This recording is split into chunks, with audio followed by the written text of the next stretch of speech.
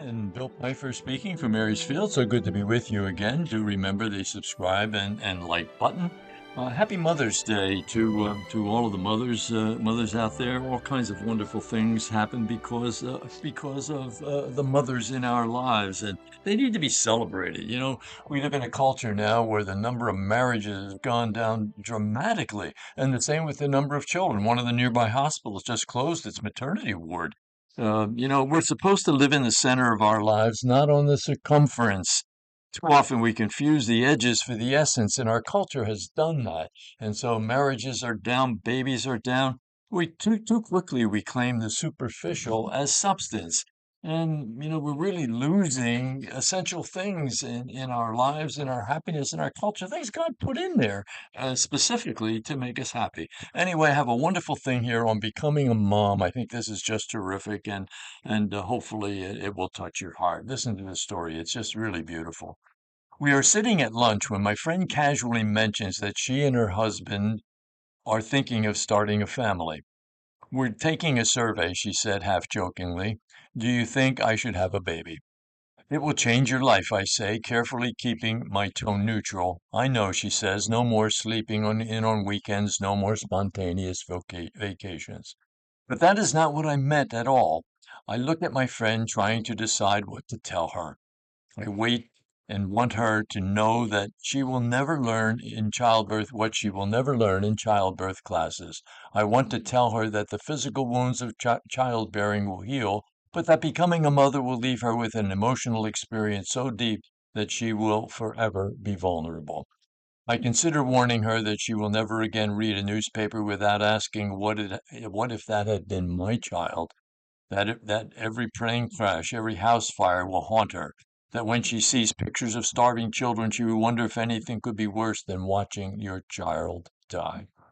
I look at her carefully, manicured nails, stylish suit, and think that no matter how sophisticated she is, becoming a mother will reduce her to the primitive level of a bear protecting her cub. That an urgent call of mom will cause her to drop a souffle or her best crystal without a moment's hesitation. I feel I should warn her that no matter how many years she has invested in her career, she will be professionally derailed by motherhood. She might arrange for childcare, but one day she will be going into an important business meeting and she will think of her baby's sweet smell. She will have to use every ounce of her discipline to keep from running home just to make sure her baby is all right. I want my friend to know that every day decisions will no longer be routine, that a 5-year-old boy's desire to go to the men's room rather than the women's at McDonald's will become a major dilemma. That right there in the midst of clattering trays and screaming children, issues of independence and gender identity will be weighed against the prospect that a child molester may be lurking in that restroom. However decisive she may be at the office, she will second guess herself constantly as a mother. Looking at my attractive friend, I want to assure her that eventually she will shed the pounds of pregnancy, but she will never feel the same about herself. That her life, now so important, will be of less value to her once she has had a child. That she would give it up in a moment to save her offspring, but will also begin to hope for more years, not to accomplish her own dreams, but to watch her child accomplish theirs. I want her to know that a Caesarean scar or shiny stretch mark will become badges of honor. My friend's relationship with her husband will change, but not in the way that she thinks. I wish he could understand how much more you can love a man who is careful to powder the baby or who never hesitates to play with his child. I think she should know that she will fall in love with him again for reasons she would now find very unromantic. I wish that my friend could sense the bond she will feel with women throughout history who have tried to stop war, prejudice, and drunk driving. I hope she will understand why I can think rationally about most things, but become temporarily insane when I discuss the threat of nuclear war in my children's future. I want to describe to my friend the exhilaration of seeing your child learn to ride a bike. I want to capture for her the belly laugh of a baby who is touching soft fur or a dog or a cat for the first time. I want her to taste the joy that is so real it actually hurts.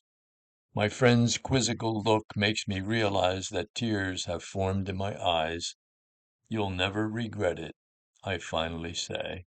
Then I reach across the table, squeeze my friend's hand, and offer a silent prayer for her, and for me, and for all the mere mortal women who stumble their way into the most wonderful of callings, the blessed gift of God, and that of being a mother.